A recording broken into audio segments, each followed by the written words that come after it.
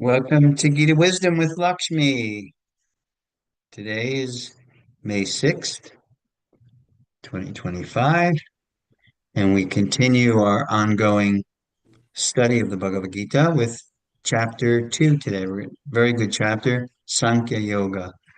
Sankhya means the yoga of analysis. So herein, we got the first chapter, we have the setting, meeting the various personalities and the location and the wheres and whys behind where we are at right now with the different personalities.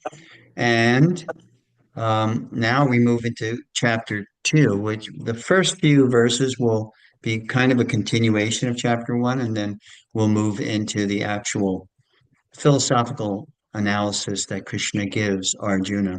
And the one thing I always find very interesting, I always point out, is the fact that Krishna is dealing with Arjuna's depression or dejection through yoga, the understanding of yoga, the understanding, particularly the distinction between body and spirit.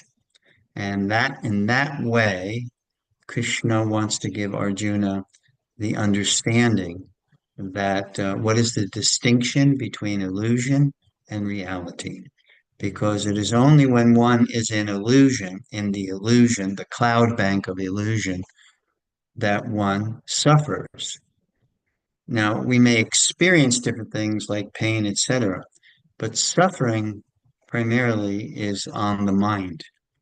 And when we are misidentifying who we are, then suffering comes in. So suffering is basically misidentification of who we really are. And due to that misidentification, the mind will tell us so many things that will cause us suffering. So Krishna wants to dispel Arjuna's suffering. And the thing that you should note, and I probably will repeat many times, is the fact that Krishna is giving us the methodology. He's giving us solution. And the solution is you're not the body. And that way, when he gives us that solution and we apply that understanding, and not to be misinterpreted that I'm not the body, therefore I shouldn't care for the body. No, it's like you're not your apartment, but do you let your apartment, get run down and get messy and dirty? It's no, you take care of your apartment. That's where you dwell. The body is where you dwell. So therefore, we have to take care of it so that it can facilitate us nicely, facilitate our life journey and all the different dimensions of our life journey, both the material, the mental, the sensual, the intellectual, and the egoistic aspect of our existence. It can facilitate very nicely all the various dimensions that are there that make us who we are. So let us begin with the second chapter of Bhagavad Gita as it is. And in Sanskrit, it's called Sankhya Yoga. Sankhya means the analysis, so the yoga of analysis. And we got a little understanding from the first chapter, Arjuna Vishada Yoga, which means Arjuna's dejection as his yoga. So we got a little understanding uh, based on description of dejection as a catalyst. Dejection can be paralysis. We become paralyzed. We can't do anything because we're so depressed, or it can serve as an incentive to correct the situation that is causing us our suffering. So Arjuna chooses to utilize his dejection as a catalyst for understanding what is the cause of his suffering and to become free from it. So Arjuna makes the choice. Everyone makes a choice. Everyone has a choice. We all have the choice to use the various things that occur in our life in the positive light, in the progressive light, or we can use it in the negative, and it will help. It will prevent us from advancing in terms of our knowledge and our understanding. So this is what Arjuna chooses to do, as we'll see in these verses that we're about to approach right now. We'll try to get through the first 10, and hopefully I'll be able to do that for you. So let's proceed to um, Bhagavad Gita, chapter 2. My teacher, A.C. Bhaktivedanta Swami Prabhupada, entitled, he gives them English titles, and the title he gives this um, second chapter is Contents of the Gita Summarized. But in Sanskrit, the previous acharyas called this Samkhya Yoga, the yoga of analysis. So text 1 reads as follows. Sanjaya said, seeing Arjuna full of compassion, his mind depressed, his eyes full of tears, Madhusudana, Krishna, spoke the following words. So we should understand that Kripaya, one of the Sanskrit words here, Kripa means mercy. And here, and it's also translated as compassion. So Arjuna is demonstrating. It took me a long time. I've been reading Bhagavad Gita since 1971, but it took me a really long time to realize that this is a very emotional scene. Arjuna's dejection is very emotional.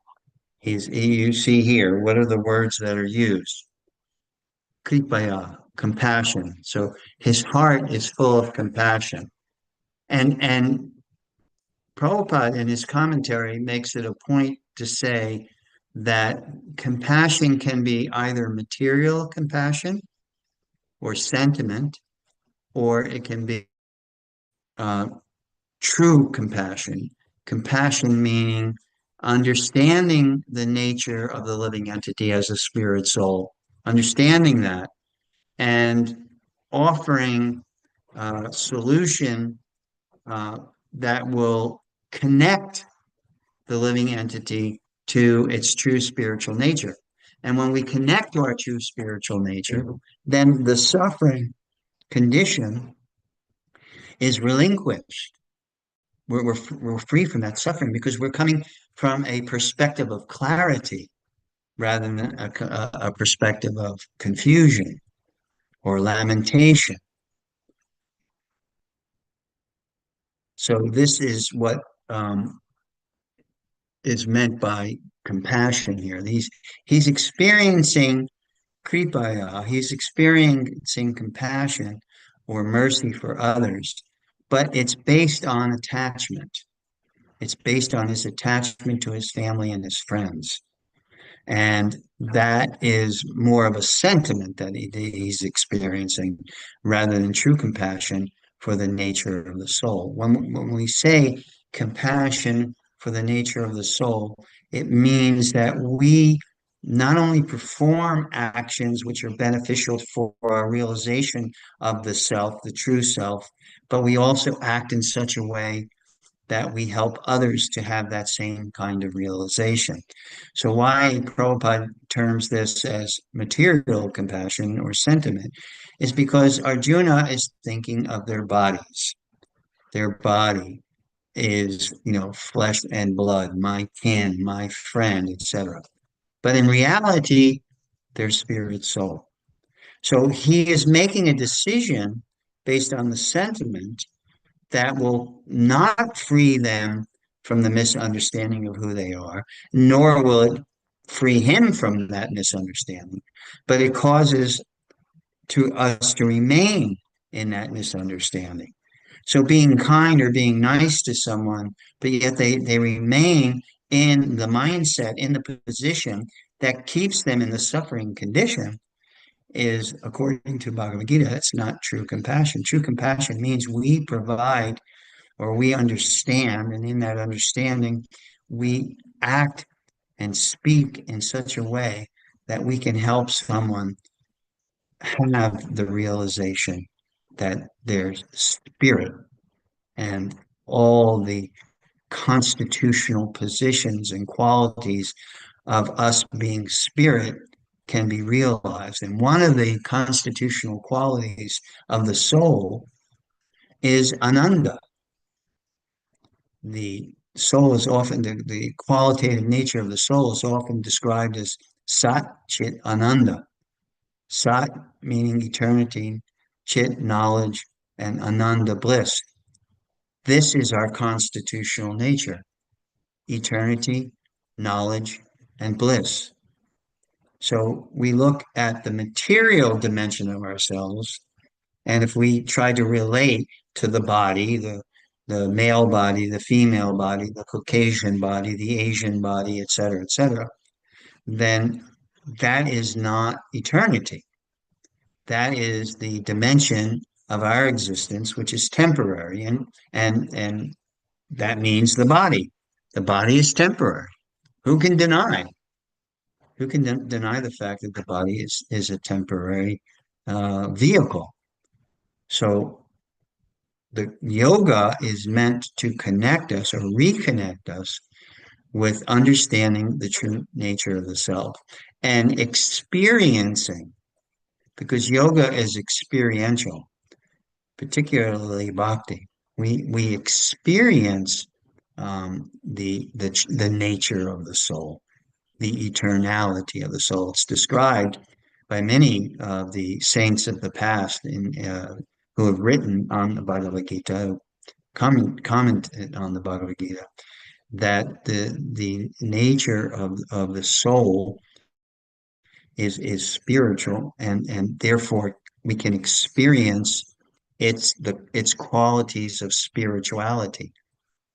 One of the first things we experience as we progress along the path, along our journey, is our eternality. We begin to experience the distinction between the body, and we begin to intuitively understand how the body is not really our true nature. And we begin to experience the eternality of who we are, which is the word that Prabhupada often uses is transcendental, or is transcendent, or is above that temporary aspect. So Krishna is trying to connect Arjuna, and of course, the whole purpose of this dialogue between Krishna and Arjuna is for us. So really trying to give us an understanding. Some things that we intuitively experience or feel, but may not understand it, or be clear upon it. I think one of the things that is clear, or intuitively we experience, is not that there is an end to our existence. When you try to contemplate non-existence, what comes to mind? Try contemplating non-existence, the time where you do not exist anymore. Because Fear. we're so, Isn't it say that again. fear? When you said, Yeah, yeah, you experience fear, right? But the actual experience of non-existence is really foreign to us, isn't it? We may fear that word or that concept, but the actual experience is foreign to us. Why? Because everything that we have now at our disposal supports our existence, our consciousness, our awareness of our awareness. all everything that we have, are, and will experience is existence. So that very concept of non-existence is foreign to us. Why? Because in reality, in truth, intuitively, we have this sense of always existing. We may not be able to put our finger on it, but we have this intuitive sense. And that is what yoga is meant to do. It's meant to make that experience of eternality a reality. It can become a reality even while we're in this temporary body. So that fear that you're talking about, Joanna, that fear ceases to exist. One of the qualities of a self-realized soul is abhayam. Abhayam means fearlessness. Does it mean stupidity? Does it mean ignorance? No, it means fearless because we know we will continue to exist. Yeah, we may be attached to what we see in the mirror, the gender, the race, the experiences that we've all had, but we know that's going to end when the body ends. But yet still, with that being very, very clear and apparent that it's going to end, and the whole, you've heard many times people say, oh, you only have one life to live. Yet intuitively, that's not, yeah, we may have one life, and that one life is eternal with many stopovers. And the stopovers are the different bodies that we assume in this one stream of conscious awareness. The self-realized soul realizes the stream of consciousness, is cognizant of that. The soul that's not realized sees things in compartments. We get this, even there is the stream of consciousness, yes. But due to ignorance, avidya, not having the proper knowledge, we see things compartmentally. What's the compartment? Compartment is Joanna Smith, the Caucasian female, and all the stuff that goes with that. Trish Black, the Caucasian female, and all that's the compartment that you're seeing now. But it does not deny or refute the fact that you have one life, and that life is stream of consciousness that goes on for an eternity. And we're experiencing these compartmentalized existences because we are not self-realized. We're not realizing who we are. And therefore, we become attached to the compartment that we're in now, or I can say apartment that we're in, because actually the body is housing the soul, just like your domicile, your house or your apartment, right? You can become attached to that. You may say, oh, I like this, I like the layout, I like the design, I like this and that about my apartment. You can say that, but what is it? It's a facility that houses you. How many apartments or houses have you been in the course of your life?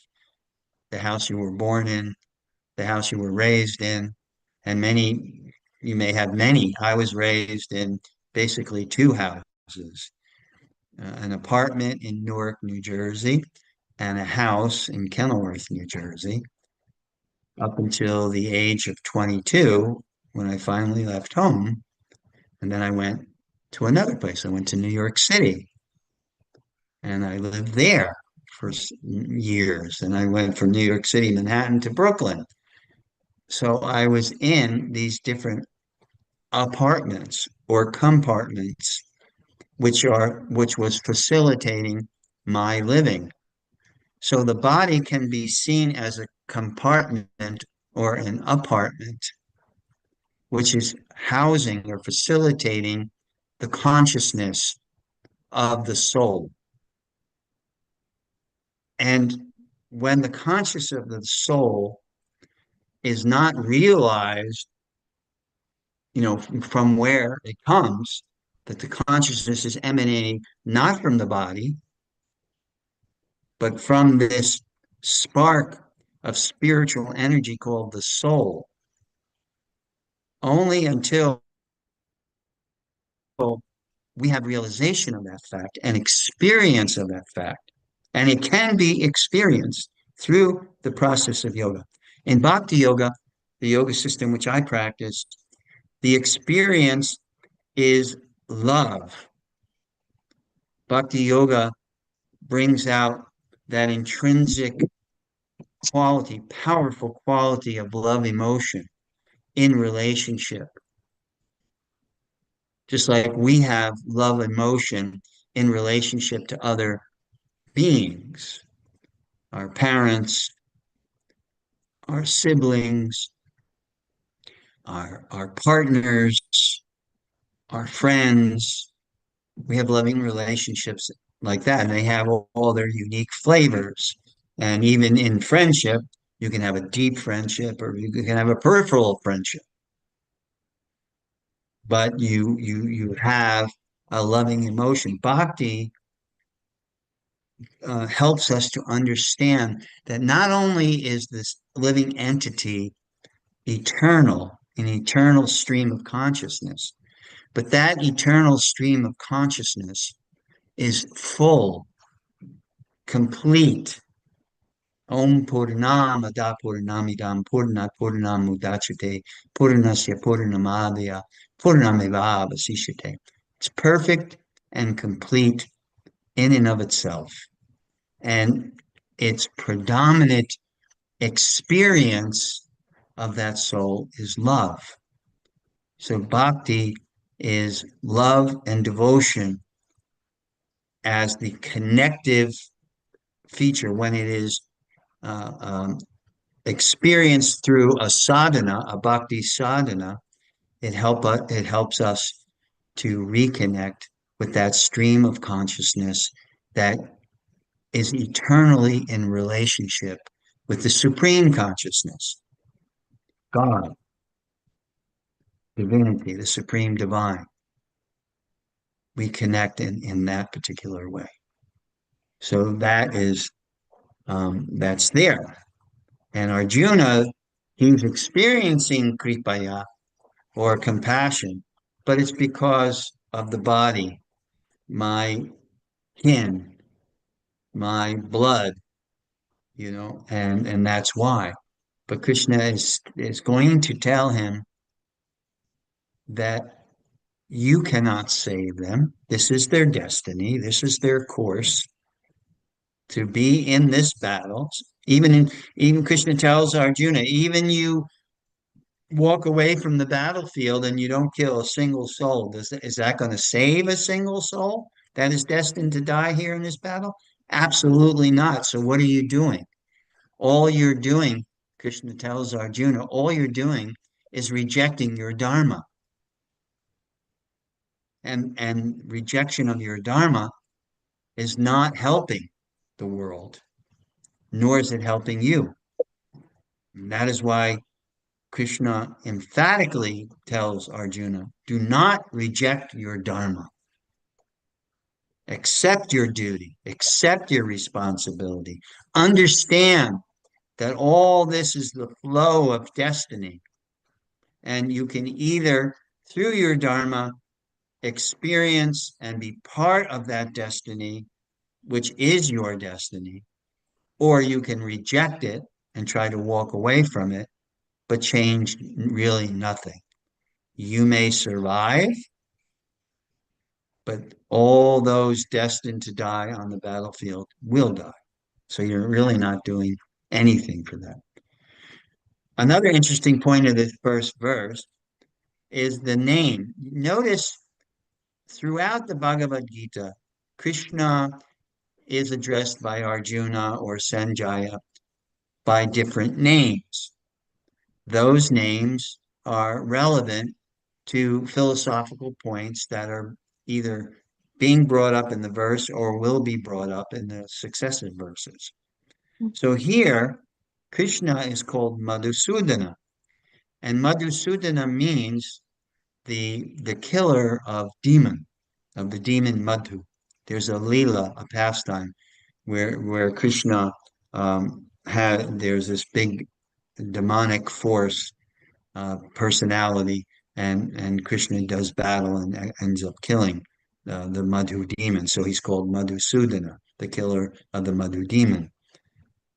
It's used here uh, by Sanjaya because Arjuna is asking Krishna to kill the demon of doubt. Now, Joanna brought up in a communication with me a really nice point about doubt. And her observation was that Arjuna had doubt, but the doubt served as a catalyst for him to look for truth.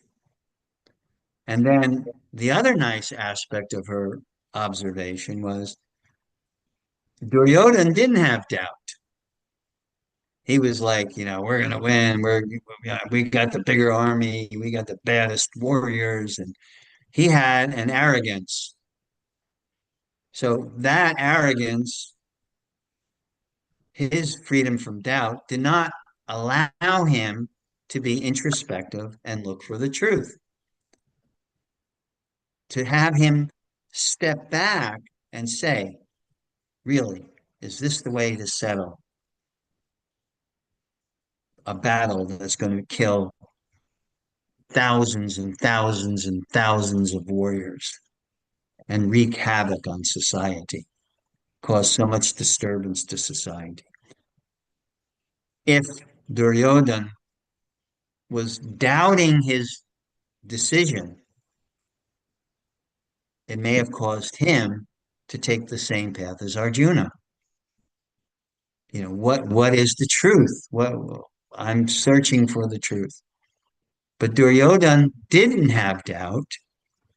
He was convinced that he should be the emperor, and he was convinced that anything that he does to procure the emperorship was justifiable. And you can look historically, take a leader who literally wreaked havoc on the world. Look at Adolf Hitler, look at Stalin, look at Mao Zedong. You go through the list all throughout history. Those personalities were convinced that whatever they did was justifiable in their quest for their conquest was justifiable. How many millions of people did Stalin, Hitler, Mao Zedong, how many millions of people died? Look at the what was it, Cambodia, right? How many millions of people were slaughtered? And there are even slaughters that history doesn't bring to our attention. For instance, the British in their attempt to intimidate and conquer India starved 4 million people in Bengal, totally cut off their food supply. to subjugate them. Because in that time, the Bengalis were not willing to be subjugated under the British rule. So these kinds of thoughts are justified in the mind of a person who doesn't have the ability to look at something deeply. And we should take that as a lesson in terms of our own path in our own life. We should be willing to step back and look, to be introspective, and first and foremost, to be honest. Because if you are deceptive, if you deceive yourself, it's very easy for you to deceive others. Because what happens is when you buy in to self-deception, then it's easy for you to promote it. But honesty won't allow self-deception. Honesty will question. Honesty will bring up this doubt. And in honest questioning, honest doubt will bring us to the point of searching for true answers to our situation rather than cover-ups, rather than denials. It will bring us to the truth, no matter how hard it may be. I so admire people who take the path of truth in relationship to themselves, first and foremost. They're honest. They recognize they have some shortcoming. That shortcoming is an impediment to their advancement in life, and they meet that head on rather than deny it or take the tact that I'm always right. This is, you know, anything other than the way I see the world is wrong. As hard as that is to imagine, we see in terms of leadership in countries, that's that's the attitude, that's the mindset. No matter how I see, my perspective is right. And if you don't agree with that perspective, you are wrong. There's an old saying, I think it's a Babylonian saying, that we do not see things as they are. We see things as we are. So if we think we are this body and this mental construct, then everything that comes from the body and the mind we're going to think is truth. And that is why Krishna is embarking on this second chapter, Sankhya Yoga, where through analysis he is going to demonstrate to Arjuna that you're not the body, you're not the mind, but you're the soul. So therefore, Krishna is addressed as Madhusudana. He is the killer of the demon of doubt. When doubt is used against us, when doubt is used in a negative way, then it can stop us in making advancement. When doubt is used in a positive way, Arjuna's doubt was he sought the truth from someone who could give him the truth. He took on as his teacher Krishna, and he engages in dialogue with Krishna to mine the truth, to see what the truth actually is. And it's not only that we should see it, but we should live it. There's jnana, which means knowledge, and importantly, vijnana. Vijnana means realization of that knowledge by living it. If you live truth, if you live knowledge, if you incorporate that into the very fiber of your existence, of your being, then you have all these kinds of realizations. in relationship to yourself and your interaction in the world. And that's really important. Text 2 reads, the Supreme Personality of Godhead said, my dear Arjuna, how have these impurities come upon you? They are not at all befitting a man who knows the value of life. They lead not to higher planets, but to infamy. And one of the words, one of the names, uh, is it here that he's called?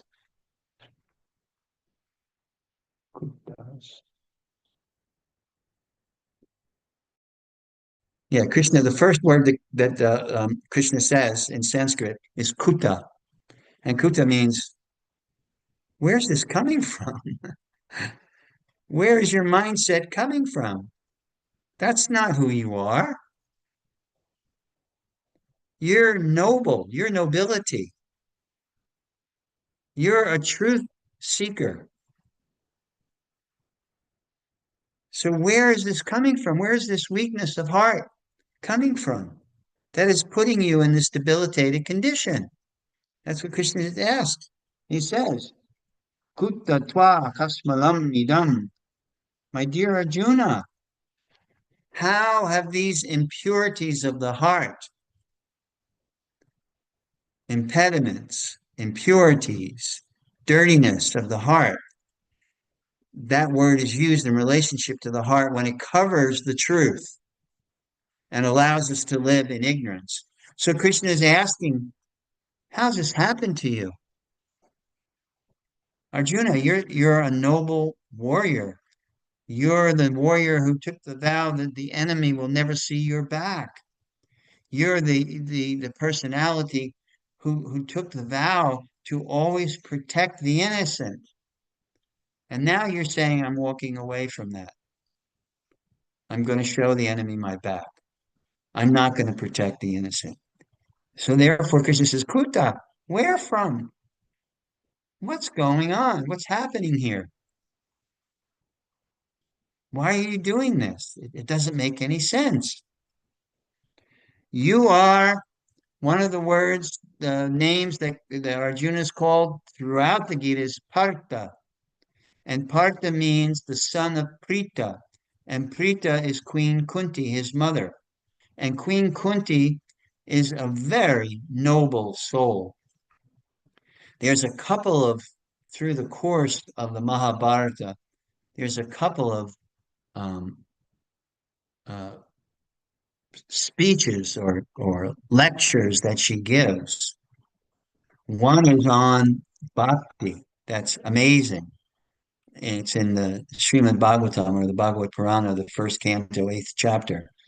And she gives this whole description of bhakti. And one of the things she says, which is famous, is that she says, let these misfortunes happen to me again and again because it is the cause of my taking shelter of you, Krishna. So she has this realization that because she's put into difficulty and she has a life that has been very difficult, her husband dies prematurely, he's the emperor, and then she's under the care of her brother-in-law who is trying to get his son to take over her son's positions. In other words, Kunti is the mother of the Pandavas, the five Pandavas, who are the heirs to the throne. And Dhritarashtra, the blind king, is supposed to take care of those five boys in the absence of their father. And Kunti, the sister-in-law, he's supposed to ensure their safety, their care, and their growth and development so that they can take over the kingdom at one point. But instead, Dhritarashtra has the son, Duryodhan, who wants that position. And quite naturally, a father will take the position, the side of the son, even though the side of Duryodhan is so wrong and so misdirected. he still takes it. So, this Partha means he's the son of that lady Kunti. So that's why Krishna is saying, what's going on? Look at your birth.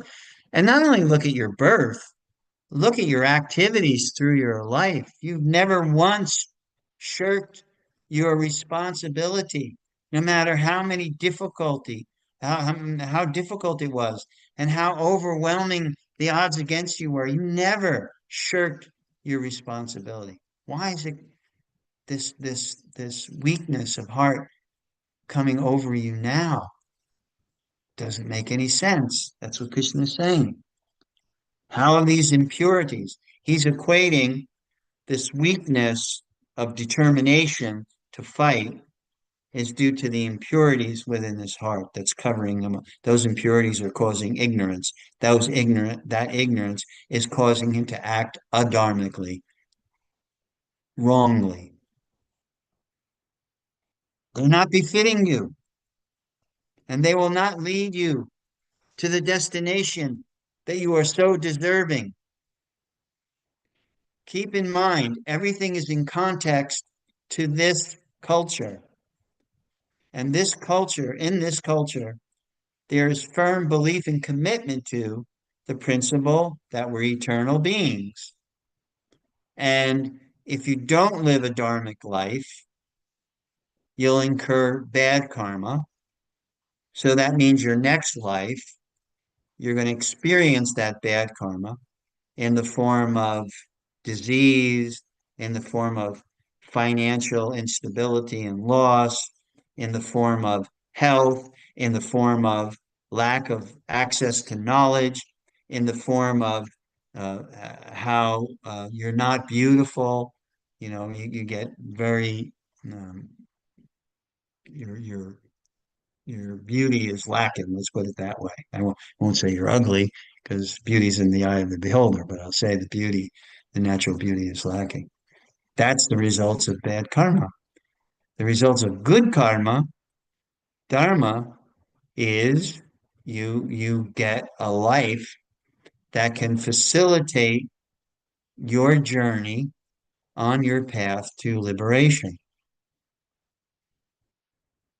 It can facilitate, it will cause less difficulties.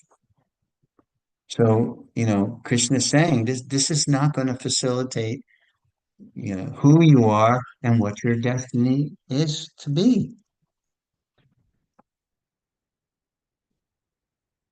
Third verse in the Gita is, oh yeah, here's Prita. Oh, son of Prita or Partha, that's what I discussed. That's the name for Arjuna, meaning you're the son of Queen Kunti, who is this noble, lion-hearted queen. And how can you do that? That's why he uses that word. Krishna's using the name for Arjuna. He's reminding him, hey, Arjuna, you're the son of Kunti. You're the son of the Indra. This is noble birth. So how can you fall prey to this weakness, this cowardice? This is not you. Wake up. Snap out of it. It's not you. Did you ever behave in a way that was uncharacteristic of who you are? You know, that that maybe you had an unwarranted fear, or maybe, you're by nature not a greedy person, but in a particular instance, this greed overtook your intelligence, or maybe by nature you're not a lusty person, but you had this overwhelming experience of lust, or maybe in general, you control your anger. I mean, everybody gets angry, but you had an outburst that was really uncharacteristic of you. So that's what Krishna is saying here. This mindset, this weakness, this is not characteristic of you. And that's why he says, O son of Prita, O Partha, O, O son of nobility, O son of incredible parents, incredibly noble-hearted, lion-hearted parents. What are you doing? So Krishna is saying, do not yield to this degrading impotence, this degrading force that you're succumbing to, this weakness. Don't give it, don't give in. And what is the counterbalance when those things crop up in your mind? It's your intelligence. If your intelligence is strong, your intelligence will say, "Oh no, if I'm greedy like this, is it really going to give me happiness? If my greed is causing someone else harm, is that really going to be the right thing to do?" So the intelligence is our ability to discern, to actually pause, hit the pause button for a second and question, like we discussed, Joanna, doubt, have it doubt. If I make this decision out of greed, out of lust, out of anger, is it really going to make me happy? So the intelligence, purified intelligence, um, allows us to hit the pause button, even though the idea may come to mind. You know, the idea can be there. You may have this impulse, then you may meditate on that impulse, and then you have to act on it. If you allow it to progress like that. So what's recommended by the yogis of the past is okay, you may have an impulse, you may have a lusty or greedy or angry impulse, but do not meditate on it. Do not dwell upon it. Because Krishna says in the second chapter later on, in the 62nd verse, what you contemplate, that is what you become attached to. So the intelligence will make us hit the pause button, stop, reconsider. That's what the intelligence does. And when we do that, then, and you probably have had the experience, you know, you had an impulse, you were thinking about it, and then you came to a better conclusion and you checked that impulse. So Krishna is saying to Arjuna, do not yield to this degrading impotence. It does not become you. Give up such petty weakness of heart and arise, O chastiser of the enemy. So on one hand, the beginning, he's saying, O son of Prita, your nobility. And at the end, he's saying, O Parantapa, chastiser of the enemy. Another way that it can be translated is scorcher. O scorcher of the enemy. You're noble, you're powerful. Don't allow this weakness of heart to dominate. Give up that misunderstanding.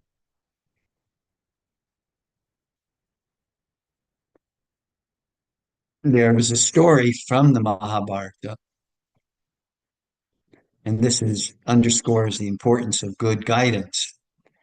There was a king named Sanjaya, and the king went to battle with the state of Sindhu in India, and they're having this fierce battle over, of course, acquisition, land or riches, whatever. And the battle was fierce. So the king, King Sanjaya, he was like got overwhelmed and he fled the battlefield. which is an absolute no-no for a Kshatriya or a warrior. And that's why Krishna is telling Arjuna, no, this is not what Kshatriyas do. They don't leave the battlefield. No matter what spin you put on your reason for leaving, a Kshatriya never does that. So Sanjaya, he left the battlefield. He was just overwhelmed by the ferocity of the battle. And he beelines back to his palace and he goes to his room and he's like, lamenting what's going on, what happened, etc. And almost cowering in fear. And his mother comes in and she sees him. Now, warrior women are fierce. They're strong. They're strong-willed. Um, my wife is from Kazakhstan, and it is a warrior culture. They're famous. They were the uh, they were the special forces for Genghis Khan in his conquest of his empire. The Kazakhs were the Golden Horde or the White Horde, I forget. They were like the special forces. So one of the most famous warriors in Kazakh history was the princess.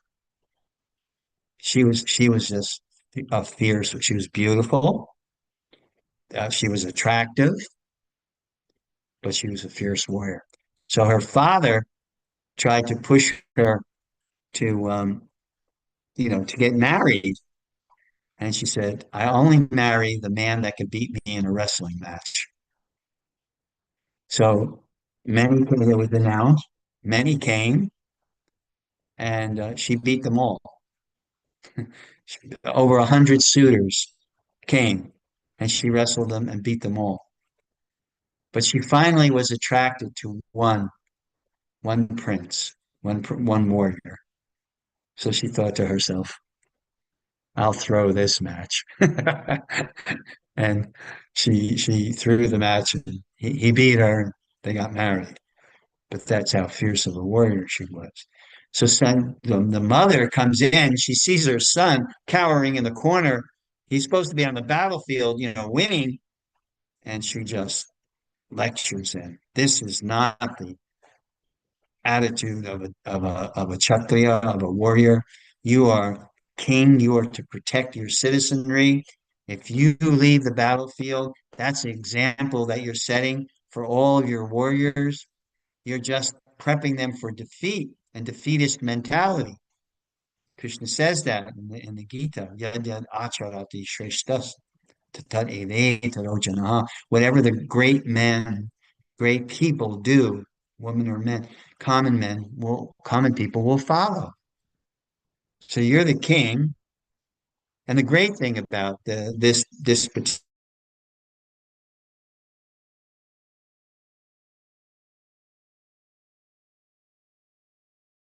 particular culture, warrior culture, is the out there. He's leading the battlefield. He's leading the excuse me. So the mother lectures her son. The son gets back his determination because when there's weakness of heart, the lack of determination to do what you're supposed to do does not take place. When there's weakness of intelligence, then it does not lead to a determined effort. That is the result of weakness of intelligence. So King Sanjaya's mother lectured him about the merits of being a warrior, being a leader, and he dons his armor and weaponry and goes back into battle and wins the day. We're in a similar situation here. Arjuna is a general. He's, if not the most powerful, certainly in the top five of powerful warriors. And Krishna is going to tell him, what will happen if you abandon the battlefield? What will that do to morale? You're already undermanned Duryodhana has a much bigger army. So you're already at that disadvantage. If you put your army at the disadvantage of lack of morale because you've abandoned the battlefield, what have you done? Who have you saved? So Krishna gets pretty heavy with Arjuna. He wants Arjuna to understand that his decision is not only affecting his life, it's affecting the lives of others. Text 4, Arjuna said, O killer of enemies. Here's another name for Krishna. He said, killer of the demon, killer of enemies. Arisudana. O killer of Madhu, how can I counteract with arrows in battle men like Bhishma and Drona who are worthy of my worship? That's the culture. Bhishma is should be respected because he's blood, he's family. Drona is his teacher. So there's family blood and seniority, and there's knowledge, his teacher. So he's making a good point. But Krishna is going to say, neither of them are following proper dharma. They've put themselves in that position. Text 5. It would be better to live in this world by begging than to live at the cost of the lives of great souls who are my teachers. Even though desiring worldly gain, they are superiors. If they are killed, everything we enjoy will be tainted with blood. He's saying, Arjuna is making no sense here. He's saying that what they're doing is wrong, but it's okay for us to fight them, to prevent them from taking over illegitimately the kingship. That's not okay. But that makes no in his attempt to be logical, he's not. He's not using proper logic. He's saying, "Oh, they're going to fight and win the kingdom, but if we fight, our efforts will be tainted with blood."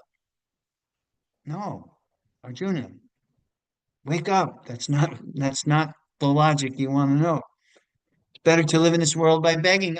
A warrior never begs. That's the position of a Brahmin. A Brahmin is a teacher, and a Brahmin does not seek employment. He or she only seeks to give whatever they have in terms of knowledge. A Brahmin is to study and then to give knowledge for the benefit of humanity. And what happens if you want to give the teacher an exchange of energy? In other words, the energy of knowledge that the teacher is giving you, you want to give back, then the Brahmin will accept donation, but not pay, not salary. It doesn't come under the salary donation. Why? Because the Brahmin, without any strings attached, is giving. And naturally, that will motivate a reciprocation of energy. But a Brahmin never begs. So Arjuna is saying here, he's saying things that which are not dharma. I'll go beg. Well, no, you can't go beg. You're a warrior. You don't beg. And it's all right for your family members to kill you, but it's not all right for you to defend yourself. Makes no logic. There's no logic there. Nor, this is text 6, nor do we know which is better, conquering them or being conquered by them. If we kill the sons of Dhritarashtra, we should not care to live. Yet they are now standing before us on the battlefield. So again, it's a extension of that point. They can kill us, they can attack us, but we can't defend ourselves. Krishna is gonna say, no, that doesn't work that way. So this is a pivotal verse, and maybe I'll stop at this verse because what time is it? 7:59. Maybe this is a good place to stop, and I'll tell you why. when we read it. Text 7. Now I'm confused about my duty and have lost all composure because of miserly weakness. Okay, introspection, honesty, right? And he's coming to the point of he's looking within. This is weakness of heart, and I'm losing it here. He's recognizing that. So in this condition, I am asking you, Krishna, to tell me for certain what is best for me. Now I am your disciple and a soul surrendered unto you. Please instruct me, which is the quintessential point of yoga, and specifically bhakti yoga. Guru pada ashraya. It means that when you realize that there's confusion or bewilderment, or you want to know, you have a burning desire to know about who you are, and what is your purpose in life. When you have that, then you seek out someone who is qualified to help you find that path. The mantra I always chant before kirtan is Om Jnana Timarandasya Gyananjana Savakaya Chakshurun Militam Jena Tasmai Sri Guruve Namaha. So it means that you, my teacher, have the torchlight of knowledge. Knowledge is compared to light. If you are in darkness, that is compared to ignorance. In darkness, you can be what we've used this, and this is a very famous metaphor or analogy that's used in Vedic philosophy. You're walking on a path, you can't see clearly because it's dark.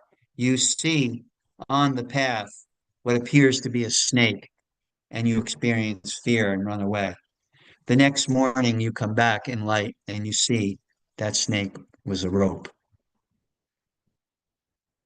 not truth. But yet, that untruth became your reality. And the end result of that misunderstanding, that reality was not truth. You had fear because it was a snake, but it wasn't a snake, it was a rope. So, this mantra, Om Gananjana Shalakaya, you, my teacher, are bearing the torchlight of knowledge so that I cannot become deluded while walking my path of life. So Arjuna says, now I need you. I am your student, and I will pay attention to your teachings because your teachings will help shine the light in my darkness of ignorance. Please instruct me. So that's 7. And 8 is I can find no means to drive away this grief. So he's further elaborating this grief, which is drying up my senses. I will not be able to dispel it, even if I win a prosperous, unrivaled kingdom. So he's reiterating his situation, the cause of his confusion. Text 9, Sanjaya says, having spoken thus, Arjuna, chastiser of enemies, told Krishna, Govinda, I shall not fight, and fell silent. So, what is Krishna's response? 10. O descendant of Bharata, at that time, Krishna, smiling in the midst of both the armies, spoke the following words to the grief stricken Arjuna. Why is Krishna smiling? Because Arjuna, you think these are wise words, they are not. They're the result of your being deluded. And sometimes we say things or believe things, and we think, oh, it's so wise. And then later on, as we mature in consciousness, we find, wow, that was kind of foolish for me to think like that, or to act like that, or to believe in that. So I'll stop here. Does anyone have any questions, comments, observations, realizations, anything you would like to share with the rest of us? We're all ears. Anybody? Unmute yourself and say, me, me, me. Any questions? No question is a wrong question. All questions lead us. Yeah. To me, so I'm a counselor by profession, Right? but he's just highly reactive at this point. Arjuna is highly reactive. And sort of Yes. we were talking about, he's talking about his doubt, but he's reacting, and then there's a pause, and to me, he's trying to develop a response. So he's Hmm. verbalizing all his fears, all his concerns, but in turning to Krishna, he's trying to develop the appropriate response. He didn't Yeah. just run. He's Right. asking for guidance, and that's wise. Right. And that's the difference that we said of doubt. Remember, you asked that question of doubt. His doubt produces that endpoint. Right. Let Exactly. me let me seek help.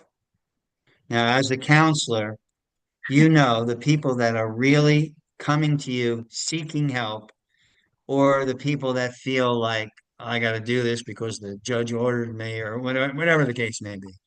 There's a difference, right? Exactly. I don't really need to be here, but here I am. I'm going to humor Or you. yeah, here I am. Or I need help.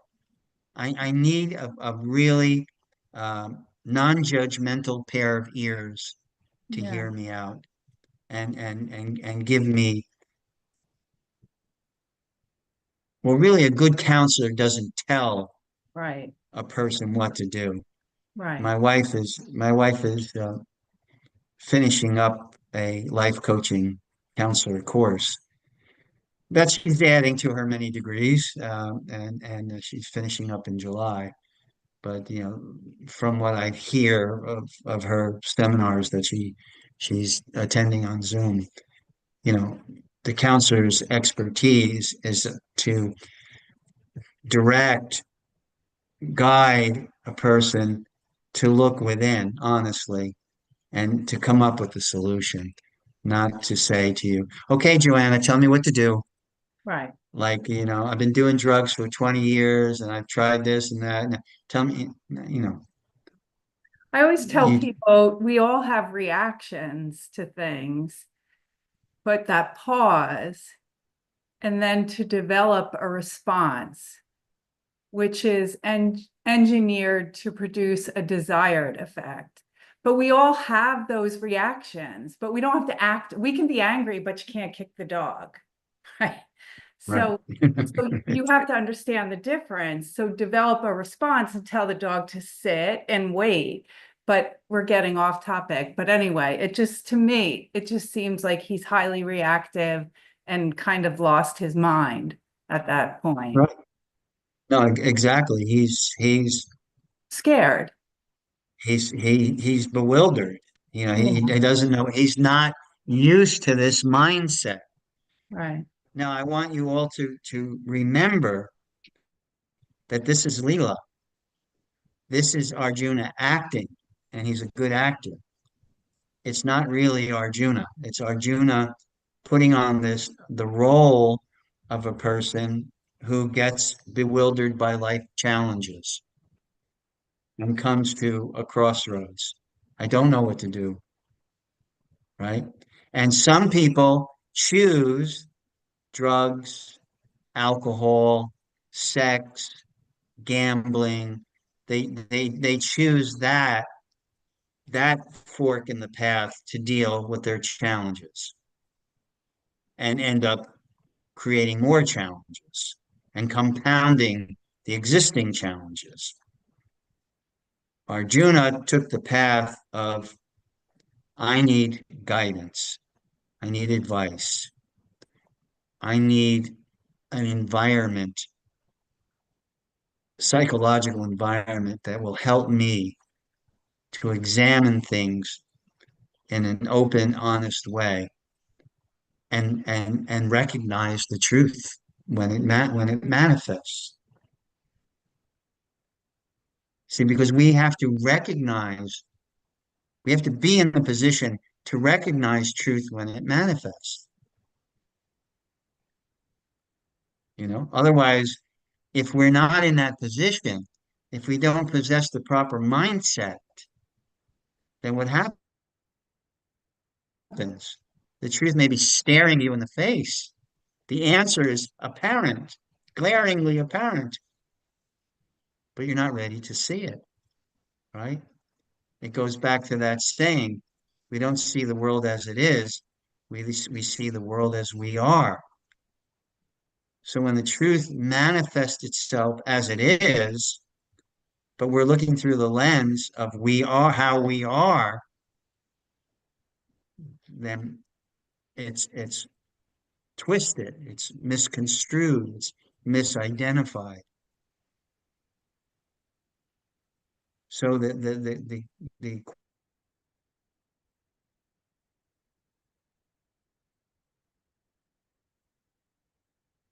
quality of honesty is so important on our spiritual journey. So absolutely important because it opens up the gateway, the portal to truth. Does anyone else have an observation or a question that they would like to ask? Doubt? Any Well, doubt? I have an observation. Go ahead. So, Shoot. something that I was thinking about was that given who Arjuna is, it even shows that even the best of us can lose faith. Very good observation. Very, very true. There is throughout Vedic history, there were some incredible personalities that walked the face of this earth. But almost invariably, they made a mistake somewhere along the line. That's what it is to be human, you know, that there can be a weakness, there can be a misperception that you act upon, etc. So that's a very good point that Arjuna is demonstrating as great and noble a soul as he is, he can get overwhelmed. The person who portrays themselves as never flinching, never being overwhelmed, never being vulnerable to what's going on, that person, there's a red flag for them, you know, because it's just not the way it is. We all have our chinks in our armor. And it's not a question of denying it. It's a question of recognizing it, admitting to it, and finding out, what you can do with that particular weakness that may be serving as an obstacle to your advancement, to your progress. That's it. Denial does not put you in a position where you can deal with the issue. Denial simply, you know, sweeps it under the rug, but it's still there. I may sweep dirt under the rug, I may not see it, but the dirt's still there. And dirt, uncleanliness has an energy. Everything has an energy. Cleanliness has an energy. Uncleanliness everything has an energy. So you may sweep dirt under the rug, but the energy is still there. And it's still going to have an effect on the environment. So, yeah, that's a very good point. Thank you. Any other question or comment? Anyone would like to raise? I'm so happy you spent the evening with me this evening, and always overjoyed to have your association, and it's a joy within my heart. Um, yeah. I can wait for our Krishna's response. Oh, yeah. Yeah. Tune in next week, or what you can do is you can do a little homework. Read, start at that verse and read up till around 15. And I'll tell you why 15.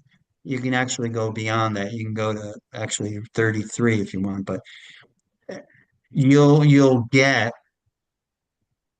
I think it's verse 12, 13, 14, 15, or 11, 12, 13, 14.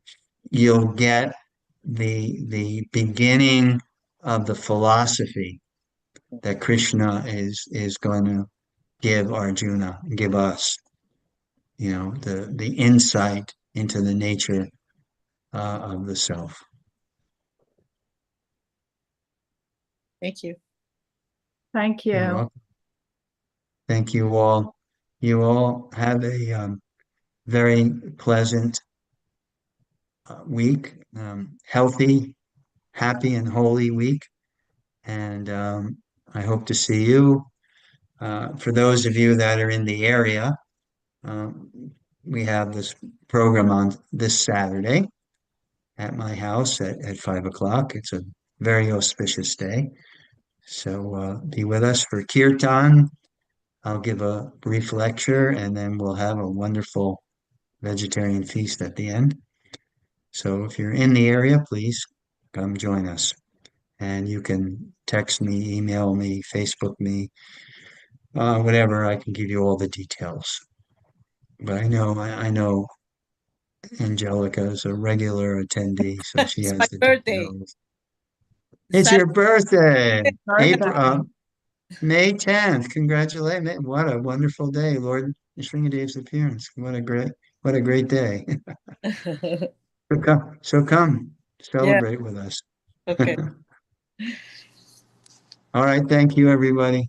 Thank you. Same time, same station next week. All right. Hare, Hare Krishna. Hare Krishna. Hare Krishna. Hare Hare Bo. Hare. Wonderful.